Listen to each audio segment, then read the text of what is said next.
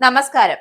Iran America സംഘർഷം മൂന്നാമത്തെ ആഴ്ചയിലേക്ക് കടക്കുമ്പോൾ പശ്ചിമേഷ്യയിൽ അതീവ ഗുരുതരമായ സാഹചര്യമാണ് നിലനിൽക്കുന്നത്. ഇതിന്റെ ഭാഗമായി 2500 മറീനുകളെ USS ട്രിപ്പോളി എന്ന അത്യാധുനിക ആംബിഫിയസ് അസോൾട്ട് കപ്പലിനെയും അമേരിക്ക മേഖലയിലേക്ക് അയച്ചിരിക്കുകയാണ്. ജപ്പാനിൽ നിന്നും പുറപ്പെട്ട ഈ സൈനിക വ്യൂഹം നിലവിൽ തായ്വാൻ തീരം പിന്നിട്ടതായാണ് വിവരം. കരയിലും കടലിലും ഒരുപോലെ ആക്രമണം നടത്താൻ ശേഷിയുള്ള സൈനികരെയും യുദ്ധക്കപ്പലുകളെയും വിന്യസിക്കുന്നത് ഇറാനിൽ ഒരു കരയുദ്ധത്തിന് അമേരിക്ക തയ്യാറെടുക്കുന്നു എന്നതിന്റെ നല്ല കടുത്ത സൂചന കൂടിയായ എന്നാണ് ഇതിനെ വിലയിരുത്തപ്പെടുന്നത്. എങ്കിലും നയതന്ത്ര കാര്യാലയങ്ങളുടെ സുരക്ഷയ്ക്കും പൗരന്മാരെ ഒഴിപ്പിക്കാനുമാണ് ഈ നീക്കം എന്നാണ് ഔദ്യോഗിക വിശദീകരണം. അറബിക്കടലിൽ നിലവിൽ വിമാനവാഹിനി കപ്പലായ USS എബ്രഹാം ലിങ്കൺ ഉൾപ്പെടെ 12ഓളം അമേരിക്കൻ യുദ്ധക്കപ്പലുകൾ നിലയുറപ്പിച്ചിട്ടുണ്ട്. ഖത്തറിലെ അൽ ഉദയ് വ്യോമതാവളം മാത്രം ഏകദേശം 8000ഓളം സൈനികർ സജ്ജരാണ്. എന്തായാലും ഇതിനിടയിൽ ഇറാഖിലെ ബാഗ്ദാദിലുള്ള അമേരിക്കൻ എംബസിക്ക് നേരെ മിസൈൽ ആക്രമണം ഉണ്ടായതും സ്ഥിതിഗതികൾ കൂടുതൽ വഷളാക്കുകയാണ് ചെയ്യുന്നത്. എംബസിയുടെ വളപ്പിലെ ഹെലിപാഡിൽ യുദ്ധത്തിനായി പട്ടാളക്കാരെ കരയിൽ ഇറക്കുവാനും നാവിക വ്യോമസേനകളെ സഹായിക്കുവാനും ഒരുപോലെ കഴിയുന്നവയാണ് ഈ ആംബിഫിയസ് അസോൾട്ട് കപ്പലുകൾ. അതിനാൽ തന്നെ മറീൻ എക്സ്പ്ലോറേഷണറി യൂണിറ്റിനൊപ്പം ട്രിപ്പോളിയും അയക്കുന്നത് ഇറാനിൽ കരയുദ്ധം ആരംഭിക്കാൻ പോകുന്നതിന്റെ ഭാഗമായാണ്.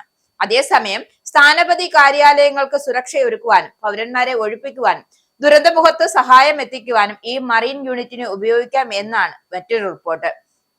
വിമാനവാഹിനി കപ്പലായ USS എബ്രഹാം ലിങ്കൺ ഉൾപ്പെടെ US നാവികസേനയുടെ 12 യുദ്ധക്കപ്പലുകൾ ഇപ്പോൾ അറബിക്കടലിലുണ്ട്. പശ്ചിമേഷ്യയിലെ US സേനാ താവളങ്ങളിൽ ആകെ എത്ര പട്ടാളക്കാരുണ്ട് എന്ന കാര്യത്തിൽ കൃത്യമായ വ്യക്തത വന്നിട്ടില്ല. ഖത്തറിലെ അൽ ഉദയ് വ്യോമതാവളത്തിൽ മാത്രം 8000ഓളം പേരുണ്ടെന്നാണ് കരുതപ്പെടുന്നത്. ഗാർഹ ദ്വീപിലെ ആക്രമണത്തിന് പിന്നാലെ ശനിയാഴ്ച ഇറാഖിലെ ബാഗ്ദാദിലുള്ള US സ്ഥാനപതി കാര്യാലയത്തിനുള്ളിൽ ഹെലിപാഡിൽ മിസൈൽ പതിച്ചിരുന്നു. ആക്രമണത്തിന്റെ ഉത്തരവാദിത്വം ആരും ഏറ്റെടുത്തില്ല. ഇറാനുമായി ബന്ധമുള്ള സായുധ സംഘങ്ങളാകും എന്നാണ് ഇതിന് പിന്നിലെന്ന് കരുതപ്പെടുന്നു. ഈ സംഘങ്ങൾ മുൻപും ബാഗ്ദാദ് സ്ഥാനപതി കാര്യാലയത്തെ ഉന്നം വെച്ചിട്ടുണ്ട്. എന്തായാലും ഇറാഖി കുർദിസ്ഥാനിലെ UAE നയതന്ത്ര കാര്യാലയത്തിന് നേരെയായിരുന്നു ഒരാഴ്ചക്കിടെ രണ്ടാം തവണയാണ് ആക്രമണം ഉണ്ടായത്.